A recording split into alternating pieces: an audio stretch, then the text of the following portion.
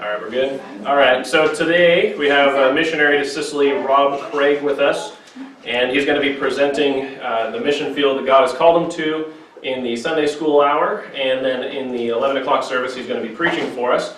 So while you're watching the presentation and kind of listening to him give his testimony and different things, be thinking of some questions. If you have any questions that you'd like to ask him, we'll hopefully have a few minutes before the end of the hour to ask any questions that you have.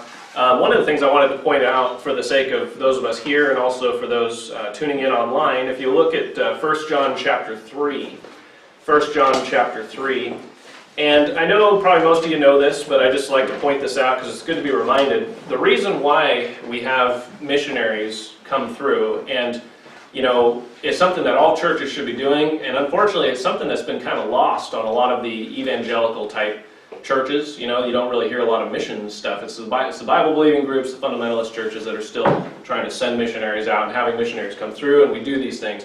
The reason why we have, you know, total strangers come here, I've never met Brother Craig. I've talked to him on email once, and he's on the Final Fight Bible Radio missionary list.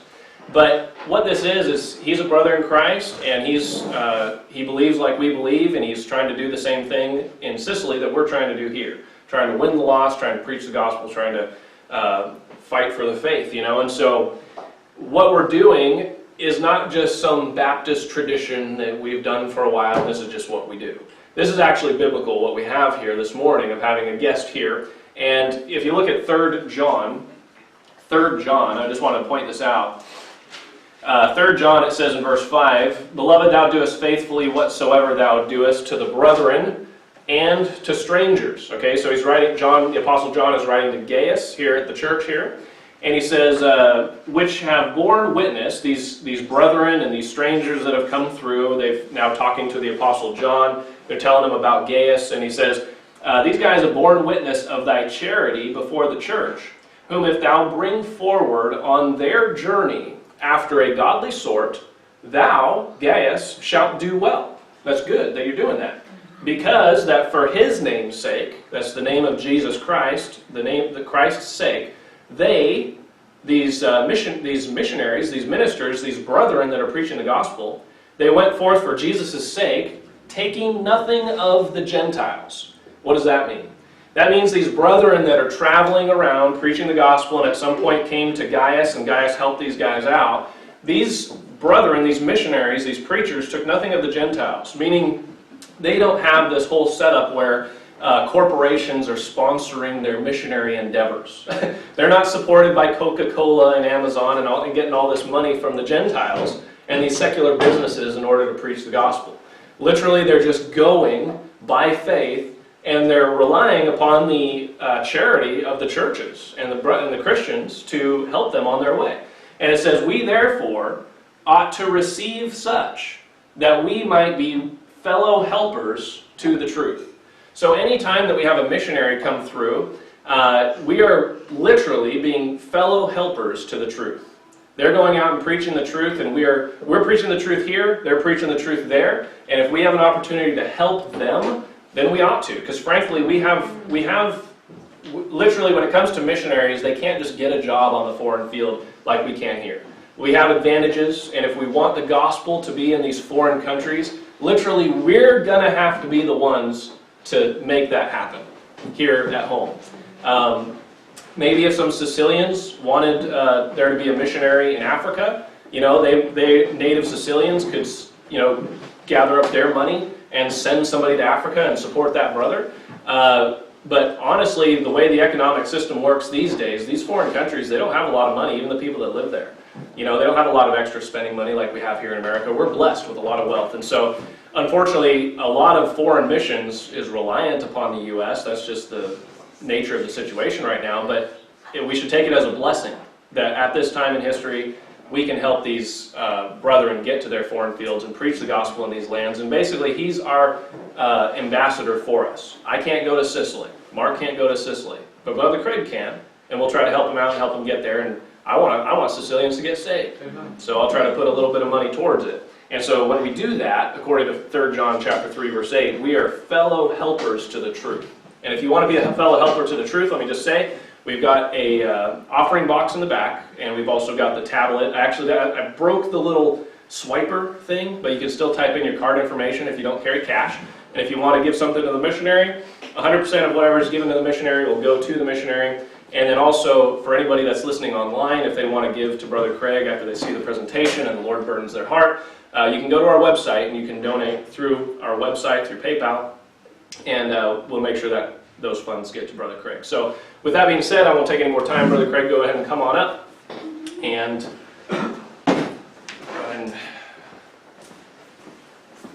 show us your presentation there. Pastor's full. Yes, exactly. Well, I appreciate your pastor having me, and I'm Rob Craig. Again, I come from Manitoba, Canada. And those that don't know where that might be, that is right above North Dakota. We're right central of the country. And yeah, we're pushing towards to Sicily, and I believe in missions myself. I give to missions in my own church, but I also took a missionary on myself just a couple weeks ago. And this is how the Lord works. I didn't even have a meeting in this church or anything like that. I was at his brother-in-law's church in the morning. He said, "Oh, you need to go to this church," and so I did. And the Lord burdened my heart for a man that was on the mission field in Mexico for 27 years. So he was back, having back surgery. And because it's getting so hard, where their area that they're in is heavy with drug cartels and everything else like that, it was just getting not safe for them. So they believe, and he gave a testimony how the Lord just said, "You know what, you need to go back to Millbrook, where they're from, and start a Hispanic ministry there and all that stuff." And the Lord said, "I want you to take him on."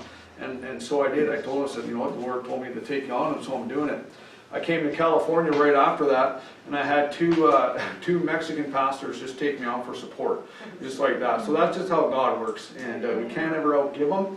And what you do for him, he's just going to bless it. And so that was good. And but anyway, we're trying to raise support. I'm trying to push hard. I started full-time last year. And again, with COVID and everything else, you know, we had some weaving and some wobbling and everything else to do, but most of my support's coming from the U.S. Again, I got locked in Canada for 3.5 months, from about middle of March till just after my Bible Institute graduation. And that week, and I had been scouring the news every day. How do I get in? Lord, how do I get into this thing? And into the States, and so I had my Bible Institute graduation on June 10th, but that week earlier I told my wife, I said, "Babe," I said, "I'm going to be stuck here till at least the fall." I mean, they keep pushing this land border thing, 30 days, 30. I said, "Why don't they just rip the Band-Aid off, say, you know what, it's close to the new year, and that's it." And so the 11th, I had prayed, it's like, "Lord, please give me a loophole." I said, "People are investing in me, they're supporting me, I want to get back to work."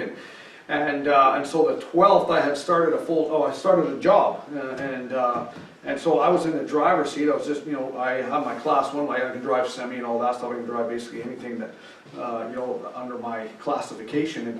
And so I was in the passenger seat, and I just went on the news, and I was scrolling, and I came across an article, and it was a lady that was trying to cross the U.S. border to see her newborn granddaughter.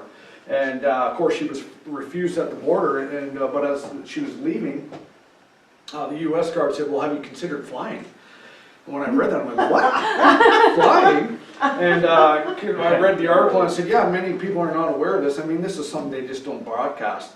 I said, "Yeah, Canadians can still fly into the States." And I was like, "There's my loophole." So I phoned the airport. And I said, "Ma'am," I said, "I just read this article." I said, "Is this true?" She said, "Yeah, absolutely." I said, "Non-essential or essential, you can just fly into the States?" She said, "Yeah, no problem." And she said, "There's only one catch." She said, "There's only one flight a day to Minneapolis." And of course, that's when it was being burnt down. And I said, "Well, I mean, they haven't burnt that down yet." No. We're still flying people there. So I said, "Well, praise the Lord." So I told my pastor, I said, "God's opened it up. Here's my loophole." And so I had my flights booked, and so I from that was the 12th, and I flew down here on the 22nd, because that flew my wife, that flew her for a loop. I mean, she was, "What? This is so happening so fast," and all that stuff. And I pushed back some, so I gave her 1 week. I was able to stay there just that week, and then, but anyway, I didn't have a vehicle, I had nothing. And I basically was coming down with just suitcases, and so I put out an urgent prayer request. I said, Lord, I said, folks, I said, listen, I can get back down to the States. God's opened up the doors for me.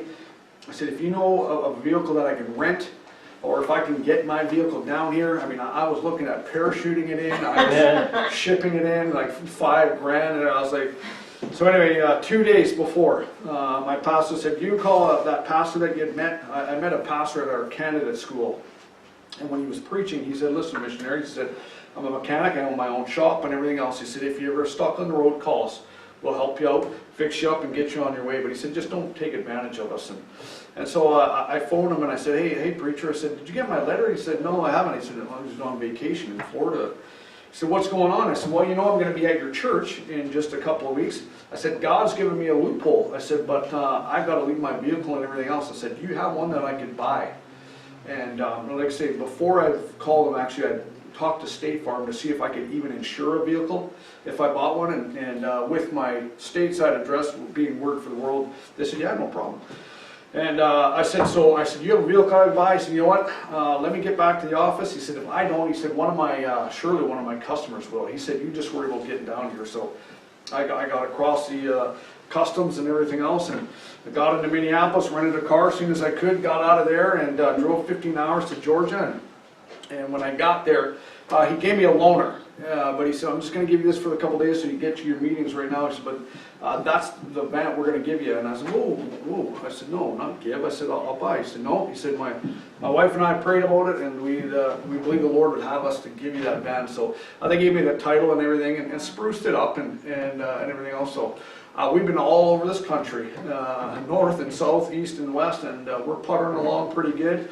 It's not a spring chicken, but you know what? It's been faithful thus far. I call it God's chariot. So God's been good. So I went home. I stayed here for 5 months, and that was a long haul for my family. My daughter and my wife, of course. It was pretty hard. My daughter, you know, every day or every second day was crying and everything else. And so when I got back in November, I said, well, I just won't do that again. Thinking that we had some freedoms, but I don't have the freedom. So I'm staying down here. Legally, I can stay down here 180 days, and that's what I'm going to do. I had plans of going back in April, and I didn't book anything for April. And but the Lord, like I say, just with our government right now, what they're doing is, if I was to fly, again, I've only got a choice of 4 airports in all of Canada to go to. I've got to have a negative test before I even board the plane. Within 3 days, that test has got to be taken.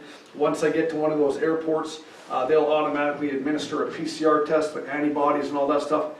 Then they take you, or you have to go to a government-approved hotel where you stay for the results.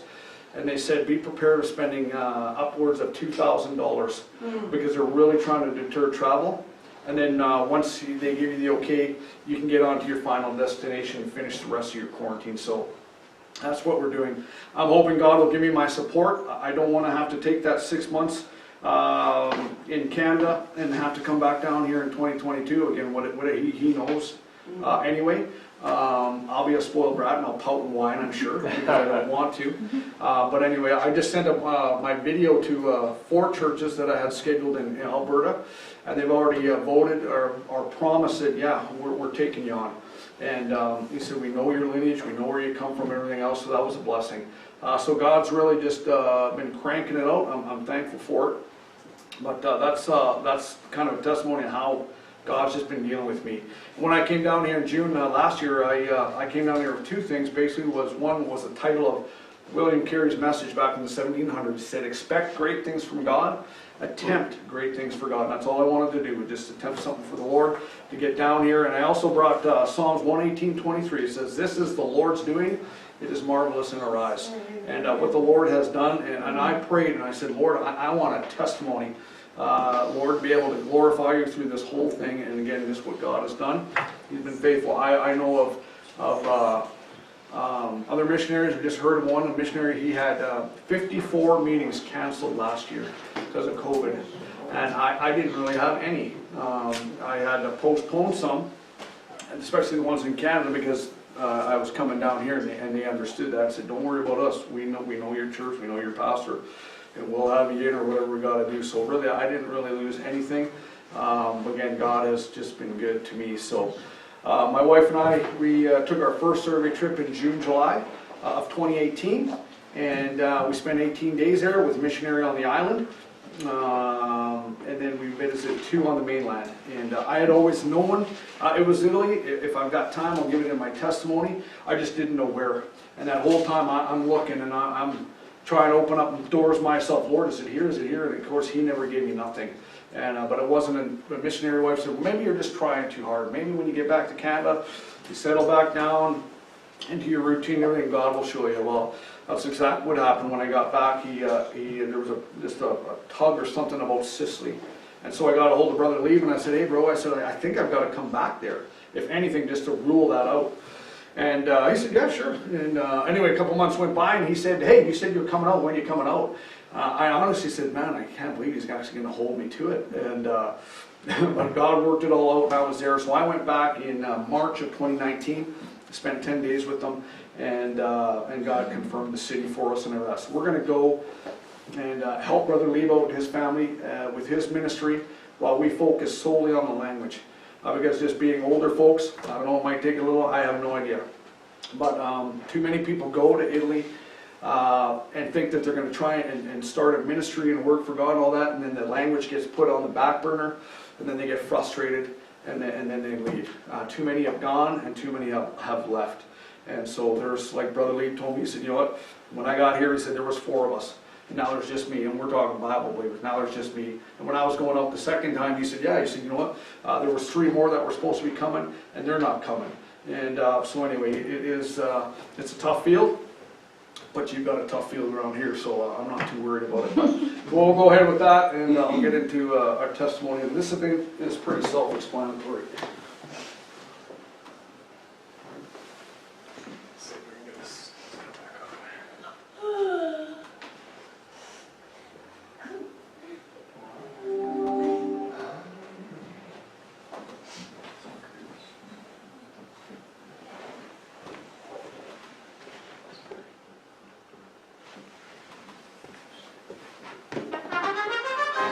We are the Craig family, called by God to be missionaries to the country of Italy, and more specifically to the island of Sicily. Geographically, Sicily is located just off the toe of Italy's boot. Sicily is the largest island in the Mediterranean Sea, surrounded by the Tyrrhenian Sea, the Ionian Sea, and of course the Mediterranean Sea. Over 80% of Sicily is mountains and hills, with Mount Etna being one of the crown jewels of Sicily. Mount Etna remains highly active throughout the year. Sicily is the home of over 5 million people. The capital of Sicily is Palermo. Palermo and its metropolitan area is home to approximately 1/5 of Sicily's population. Sicilian families are incredibly close-knit and very laid back. As a Sicilian, loyalty to family and friends is one of the most important qualities you can possess. Throughout the year, they celebrate many religious festivals, with each town and city honoring their patron saint. Religion remains very important in Sicily, with the exception of small communities of Muslims, Mormons, Jehovah's Witnesses, and Pentecostals. The majority of Sicilians consider themselves practicing Roman Catholics. Our great God has specifically called us to take the good news that Jesus saves to the city of Missionary. This city is approximately 9 miles east of the capital city of Palermo. Missionary is a city of about 30,000 people, and it is surrounded by many other smaller towns that have not heard the true gospel of Jesus Christ. God used Jeremiah 50 verse 6 to confirm His will for us in establishing a Bible-believing church in this city. Jeremiah 50 verse 6 says, "My people hath been lost sheep. Their shepherds have caused them to go astray. They have turned them away on the mountains. They have gone from mountain to hill. They have forgotten their resting place." As I began to research this city, I found out that the name Missionary means the resting place. There is currently one Bible-believing church on the whole island of Sicily. That established local church is located in the city of Palermo. While on my second survey trip to Sicily in March of 2019, I stayed with this pastor and his family for 10 days. It was on that trip that God knitted our hearts together, just as God did in the hearts of David and Jonathan. Once we have raised our full support, our first and foremost priority is to become proficient in the Italian language. This is absolutely crucial in reaching the people and establishing a Bible-believing work in Missionary. So our immediate plan once arriving in Sicily is 1. To settle in the nearby city of Palermo, and 2. To attend language school at the university in Palermo. As we are learning to communicate with the Italian people, we will team up with that existing pastor, his family, and his church. We will be faithful in church attendance, tract distribution, soul winning and evangelizing efforts, encouraging the saints, and again being available to do the work of the ministry in Palermo and assist any way we can. As mentioned before, the Sicilian people are a close-knit people, and the best way to reach them is to gain their trust and friendship. Our plans are to visit Missionary on a regular basis, so that we might become familiar with that city and the culture there. We want our faces to become familiar to those in Missionary, so that we will not be complete strangers when we move there. We want them to see that we genuinely love them and care for them, and that we are there for the long haul. The tradition of baptizing babies in a Roman Catholic ceremony is still crucial amongst Italian families. Godparents are customarily chosen, whose duty is to ensure that those recently baptized babies are raised properly in a religious manner. In the homes of Italians, you'd most likely find symbols of Christianity, such as idols and images of saints, the Virgin Mary, and Jesus. Crucifixes are hung on walls or displayed in small shrines in their homes or on the walls just outside their homes. Our desire for the Sicilian people is the same as the Apostle Paul's was in the city of Thessalonica, and that is to see them turn to God from idols to serve the living and true God. Tradition has put Italians into a deep spiritual darkness and a false sense of hope and security. We want to do as Jesus told Paul in Acts 26:18, to open their eyes and to turn them from darkness to light and from the power of Satan unto God, that they may receive forgiveness of sins and inheritance among them which are sanctified by faith that is in me. Hello friends, my name is Robert Carlson. For over 29 years now, I have been the pastor of the Golden Plains Baptist Church in Portage La Prairie, Manitoba. From the very beginnings of our church, God has given our people a great vision for missions, both home and abroad. God has called yet another of our precious families to go forth under our Lord's Great Commission. It is indeed my honor to recommend to you Rob and Cynthia Craig and their children, a family that have proven themselves faithful in our church. The Craigs are regular. They are dependable. They are soul winners. Rob completed our own 4-year Bible Institute program in 2019. God has directed their hearts to the country of Italy, and specifically to its southern island of Sicily. I realize if your church is like ours, that you must receive many requests for assistance from many directions. But knowing that missions is the heartbeat of God, I am asking that you would give prayerful thought to adding Rob and Cynthia Craig as an addition to your missionary outreach to the country of Italy. Thank you, and God bless. Don't you hear them crying in such agony? They are searching for an answer for what they cannot see. And each day that passes by, you never see the pain that fills their empty eyes, that are blinded to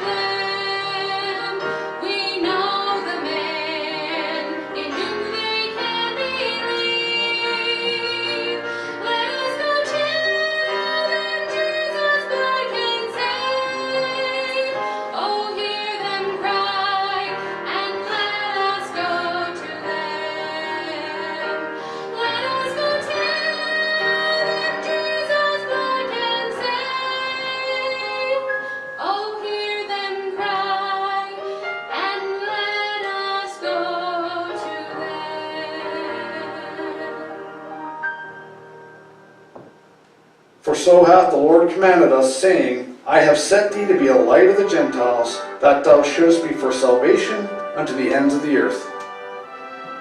God has told each of us to go and share the gospel of Jesus Christ, which has the power to set captives free. For some of us, that means to reach the people of our own city. For others, that means to travel to other parts of the world to reach those without Christ there. Would you consider partnering with us prayerfully and financially? This would allow us to take the light of the glorious gospel to the lost people of Sicily, Italy. With your help, these precious people would have an opportunity to hear the truth of God's word and to trust Christ and only Christ as their hope of eternal salvation. Thank you for considering the Craig family as your missionaries to the people of Sicily, Italy.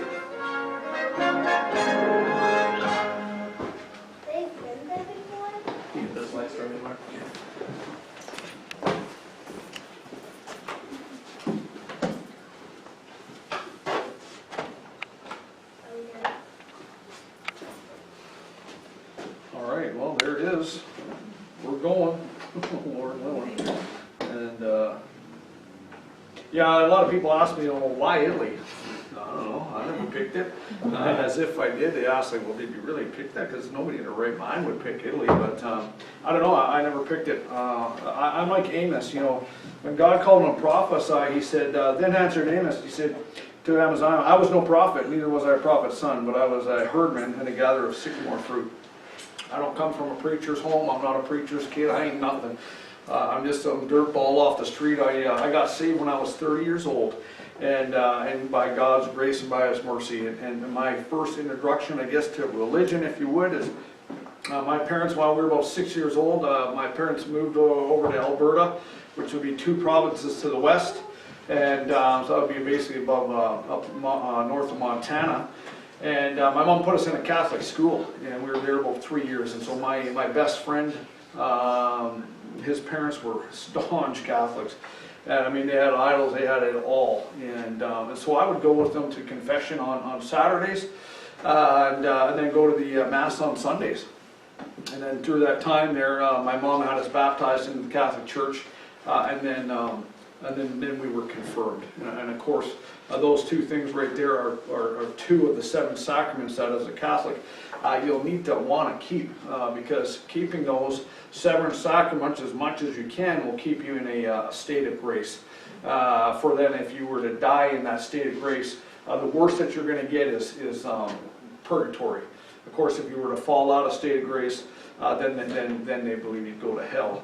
And so anyway, we were done that. We moved back. I was about 8 years old, and we never went to church ever again there. I mean, other than if it was a wedding or somebody got baptized. But yeah, as a teen, I mean, I had a knowledge of God, because I remember I'd be laying in bed and praying, and this is where my Jewish roots come out, because I would ask God for a sign and say, oh, if you're real, turn on the light or turn it off or whatever. Of course, He never did, but I started working when I was 13 years old, and full time on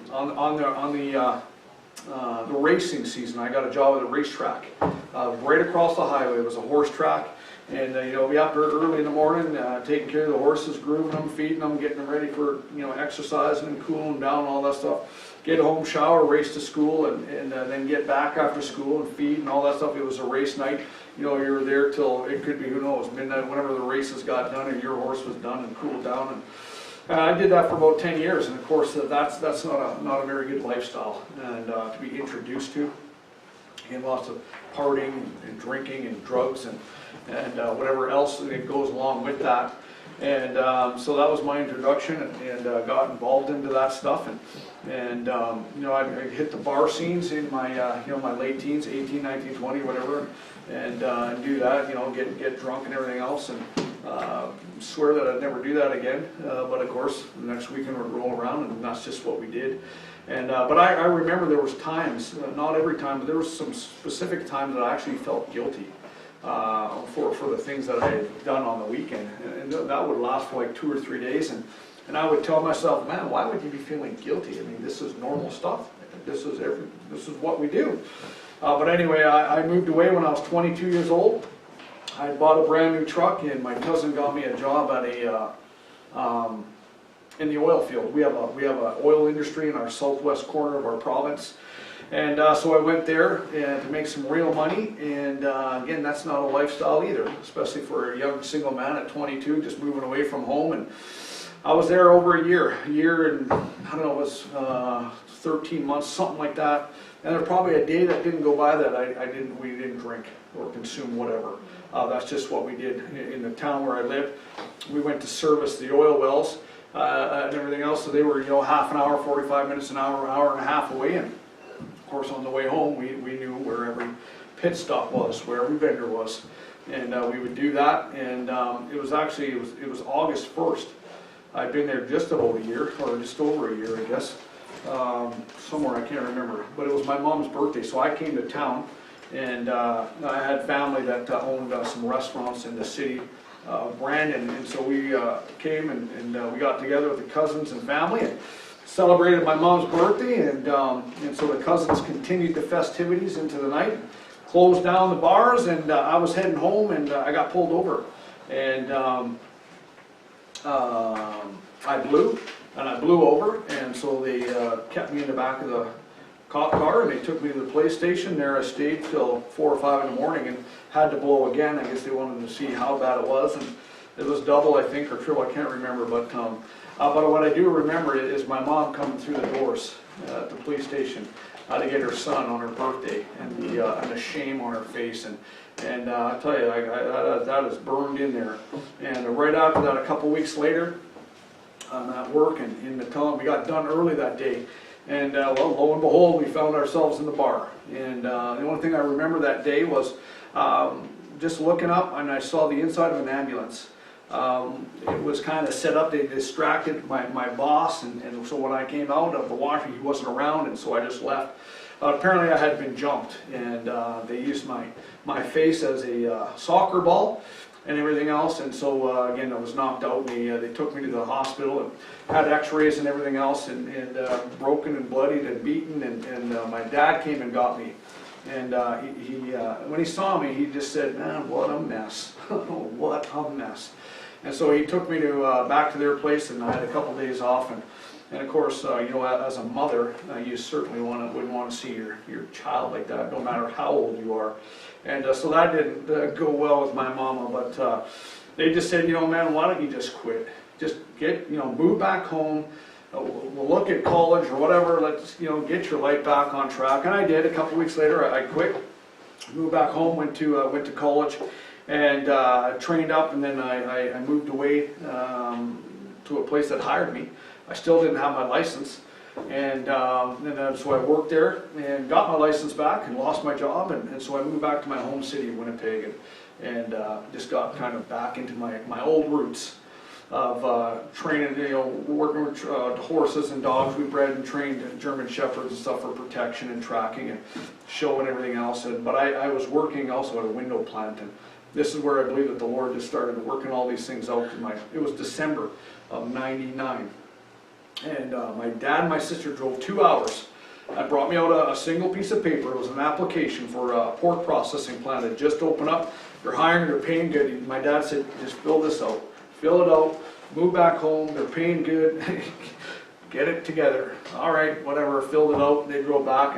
And so that company, just days later, they had called a meeting and said, "Listen, we're extremely slow right now. We've got to start laying people off, and does anybody want to volunteer?" And yeah, I mean, I've got an application filled out. So moved back home and started working at that pork processing plant in January of 2000. And they must have hired every immature male in that city, because we were all on that afternoon shift. And from 11:30, 11:45 till 2 o'clock in the morning, the bars are still open. Wow, amazing. And so that's what we did. Party, weekends, we'd miss work, drinking and whatever, and but this time there was a man. This is where the Lord stepped in, and there was a man there. And I was on the afternoon, he was on the PM or the morning shift, and he was the lead hand, so we had lots of liberty to and so he would be handing out tracts and witnessing to the people. And again, I didn't see too much of him, but I eventually got transferred to the AM shift, and so he'd witness to me and give me tracts and everything else, and I would mock him. And I would mock his God, and I would curse him, and I would curse his God, and I would do whatever I could to get a laugh out of my buddies. I did it at his expense and the Lord's expense. But I was 28 years old, and the Lord just got fed up with that, and he threw all of my sin right on my shoulders, and boy was it heavy. I began to just carry a lot of guilt and a lot of sorrow, and I couldn't figure it out why. I'm thinking, why would I be feeling guilty for things 5 years ago, 10, 15, 20 years I'm feeling guilty about? And again, just with that, just depression sat in.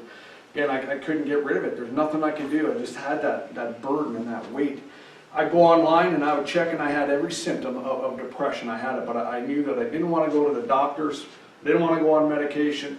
Pride, whatever you want to do, I didn't want to do it, and but it got worse because then suicidal thoughts entered in, and I had to fight that thing now. And there was one time I was on my land. I had 3 acres of land. I lived out of town, and I was hunting, and I tell you, I was sitting there and just waiting for deers or whatever. But I just had to fight that temptation to shoot myself that day hard, and I finally had to get up out of there. It's like, I got to get rid of this gun. And but right after, I'm glad I didn't do it, because that man, he gave me a tract, and it talked about why we sin and the origins of sin and everything like that. But on the 3rd page, halfway down, it said, "Do you feel guilty, and do you feel sorrow for your sins?" And when I read that, there was just a little flicker of hope, and I said, yeah, that's exactly what's going on. I don't know what happened. I don't know if I read the ink off of that tract or whatever, because I'd read it, find some hope. And the devil or whoever would just say, "Oh man, you just kill yourself," and all that. So I'd hang on to that thing. But then I started to listen to this man, and I used to draw in real close to him, and he would witness and all that stuff, and I'm taking it in. And of course, through those years, it took a couple of years. He'd invite me to church, and I'd lie and say, "Yeah, I'm coming," and of course never show up. But I did. It was my 30th birthday. It was January 17th, 2005. I darkened the doors of the Baptist church, and the Bible Baptist church, and again the message was preached and the altar call was given, and I didn't go up. I didn't know what to do, and so I watched other people go up, and I left the door and I closed the door, and I thought, man, I said, "You are an idiot. Why didn't you go up?" And I thought, well, I'm coming back next week. Again, I didn't know enough about faith to get saved where you are, as you are, who you are, and all that stuff. So I came back for some more punishment. And on January 23rd, 2005, the altar call was given, and I was the first one up there. I was front row and center. I was on my knees, and I just was confessing what I knew to confess. And I just wanted the Lord, because you couldn't get any farther below the barrel than I was. And it was dark and it was dirty. But that day he pulled me up out of that miry clay, out of that horrible pit, and he set my feet upon a rock, and he established my goings, and he put a new song in my mouth, and I'm so very thankful. So that was just over 16 years ago, and I've got 2 minutes, but my call, you guys, if you have questions, you can ask me or whatever. My call came while I was in that church. I didn't realize it, but it was a Baptist bridal church. And they were against every other church. They thought what you guys would preach and teach and everything else would be doctrines of demons. And but anyway, God had called me, talked to the pastor about it. He said, "No, you can't do it." And he talked me out of it. I had written testimony of everything that God had done for me and answered prayer, everything else. And I ripped it all up and I threw it in the garbage. And I said, "Yeah, you're right, I can't." And I had no intentions of leaving that church, so that's where I was safe and everything else, but I did. And when I first met Pastor Carlson, my wife and I, we never started going to that church right away, but I was there by myself, and he said to me, "Have you been saved?" I said, "Yeah, January 23rd, 2005. And then the next question he floored me with, because I don't know him, I've been there 2 minutes. He said, "Have you ever been called to preach?" And I'm thinking in my heart, I was like, "What?" I'm like, who asked a question like that? And I didn't say it out loud, but I said, "You know what? You're familiar with the church I'm from." I said, "Yeah, I didn't believe I was, but nah, can't do it." So again, I knew it. I was always Italy. I always did. And so my wife, we started coming. Some time went by, because I told my wife, I said, "I could really care less if I ever step foot in another Baptist church. I am done with them, done." And so anyway, we were going to a Mennonite church. He was liberal, blah blah blah. But the Lord said, "Hey, you need to call Pastor Carlson, you need to get back and you need to get to that church." And so I asked him, I phoned him, I said, "Pastor," I said, "You know what, we had met some time ago, blah, blah, blah. I said, hey, do you mind if we start coming to church? No, absolutely not. Keep coming. So we started attending, and it was our the first sweetheart banquet we'd ever been to. We'd never been to one before. Walk into the fellowship, it's going to be great. I mean, I had long forgot about Italy. And we walked through the doors, and, we're going to eat. I got my babe on my arm and walked in, and the college career decorated that year, no idea, and it was all done up in Italy. And my heart just dropped, and I literally stopped. I thought, what is going on? Right after that, a man preached. Again, when I was called and all that stuff, it was 2009. This is 2015. Preaching in Pastor's Advent said, you know what? Even if God's called you to do something that was 6 years ago, you're still required to do it. And I started counting. I'm like, 6 years ago? Why would he choose 6 years ago? But anyway, that was the Lord. A pastor would ask me to preach. No, I'm not doing it. But anyway, God got a hold of me in November of 2015 and said, listen, I've called you to do something. You're not doing it. And again, there was that battle through that 6 years. Just, hey, you're going to Italy. You can't do it. Little red one. So I'd flick him off, sided with him. And so anyway, I said, Lord, I don't want to cause reproach to your name. I really wish that you would take this away from me. But Lord, if this is what you want for me, then you need to take me to a book of the Bible. And he said, okay, you're going to go to the book of Acts. And so I spent 3 weeks there in that book, and I fasted and prayed throughout that 3 weeks, off and on with the fasting. And it was December 9th, 2019, and I was so fed up with it. And I said, I'm going to talk to Pastor. He's going to tell me, no, you can't, and this will settle it. After all, the other one did. And so I started giving him a testimony, say, hey, this is what's going on. I said, hey, you remember when we first met? Yeah. You asked if I was called to say it, and then you asked if I was called to preach? Yeah. And I said, well, I never finished that story. And so I basically just told him everything. And he started smiling, and I'm thinking, well, that's not good. He's like, well, isn't that wonderful? I'm like, no, it's not wonderful. And he said, listen, you let me fight your battles. You need to get in the Bible Institute. So by January 2016, I was in Bible Institute, and anyway, the rest is history. But God's been good. He's been faithful. He's been kind. And when I go to Italy, what the Lord gave me, I'll wrap up with this. What the Lord gave me was Acts chapter 17. When Paul was standing, because again, everybody says, why Italy? Well, you know what? It's a graveyard for missionaries. Everything else, okay, well, I understand that. But the Lord said, you know what, in Acts, when Paul was in Athens and he began to look around, he saw a city that was wholly given to idolatry. And folks, that is Italy. And you know what, he just began to just preach and teach. He got stirred up. And there were some men there that thought he was a babbler, took him to Areopagus. And Areopagus was curious. He said, we want to hear what you have to say, because you bring strange things to our ears. And the Lord said, you're going to be bringing strange things to Sicily. Again, because they believe in the 7 sacraments, and there's the Mary worship and the saint worships and all that stuff. And to tell them that it's Jesus Christ and Jesus Christ alone through His blood and His blood alone, they will not accept it. They'll stop their ears. And when Paul was preaching at Mars Hill and everything else, and after he had told them that one was resurrected from the dead, there were some that began to mock him and say, oh yeah, we'll hear you of this matter again.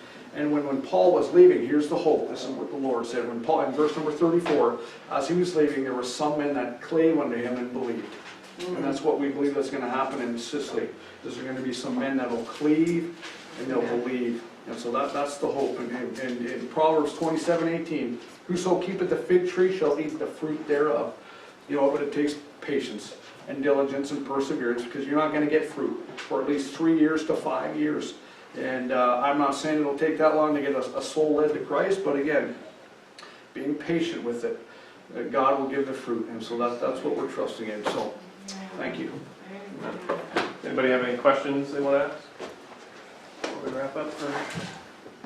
It usually takes one brave soul to get that question out. Where was your wife? Like, when did you get married, and how did she fit? I've been married to my wife 8.5 years, and she didn't know about it because I didn't say nothing because I was done with it. As far as I was concerned, I wanted nothing else to do with it, and so when I told her, once I got her into a headlock and an armbar. She stopped resisting, and she we'll go. No, I'm kidding. I mean, of course, you know, it's like, what? Why didn't you say nothing? I said, well, listen, I said, I was done with this. I was convinced that I couldn't be, and I ran with it. And but anyway, she's good with it now. She's had, you know, a number of years to mull it over and everything, but she's excited. She's looking forward to it. And like I say, we get along great with the Leaves. I love them dearly. And we're going to be a blessing to them, and they're going to be a blessing to us. And God knows what He's doing. He's faithful. And so, yeah, that's how that came about. Anybody else? How old are your children? We got 5. 19, will be 17. Was in track, 16. Joseph will be 14, and Candace is actually going to be 12 next month. So I'm going to miss several birthdays. My wife's is in April. But yeah, so we've got 2 on our cards because those are the 2 that are coming. The other guys want to stay. So and we're not going to force them because, like I say, it's not their calling, it's mine. And so, like I say, they want to chase down their dreams and their careers and then everything else. And so, yeah, we're going to leave that with that. But yeah, so that's where we're at with kiddos. How's the COVID situation over there? Like, are they able to meet for church right now? Or? No, the last time I talked to Brother Lee, I think they weren't meeting. Again, it's the same thing I think everywhere. You know, now we're dealing with these variants and everything else, and I think that's throwing people up in arms again and everything else. But yeah, it's. I haven't heard recently. The last time I talked to them was they were basically shut down again and stuff like that. There was talks of them opening it up again. Again, I haven't talked to him in a week or 2, so but yeah, it's still there. I mean, I know that Italy's fallen off the page because at one day was the forefront. Yep. Of course, the U.S. is now with your astronomical numbers. But yeah, there's people are just trying to be faithful and do what they can too. Same thing here. You know, we're just trying to be faithful and like I say, I'm trying to get into just Bible-believing churches because I know they're going to ride this thing out. I know there's been many guys out there. Normally, what we'll do, we'll just grab a whatever and just start calling churches, but I'm not doing that because I know a lot of these churches in this country are that have Baptists on their name. They're not even opening up the doors. They're not even having services. But I know that Bible believers and everything else are going to ride this thing through, and so that's just been who I've been trying to get a hold of. And so, I mean, like I say, it's been working, so, but yeah. COVID. Yeah. Yes, sir. So with the, how does the, trying to think of, obviously you'd be going from Canada to Italy, right? So how does that work with the, what's the word I'm trying to think of? Citizenship and all that. Does Canada have a good relationship with Italy? Is Italy? Yeah, I don't think there's a problem there. I've been in contact with somebody in the consulate, Italian consulate in Toronto, which is a couple days drive. It's in Ontario, just to start that process and stuff. So I've heard that, you know, you can either go in as a, you know, it's even sponsored, which the Leaves would sponsors, or we can go in as like an ordained minister or something like that. We haven't gone into the I believe that's why the Lord is keeping me down here for 6 months, so that when I get back home, we can slowly start working on these visas. Because right now, to even get an appointment with them, you need there's a minimum of 60 days.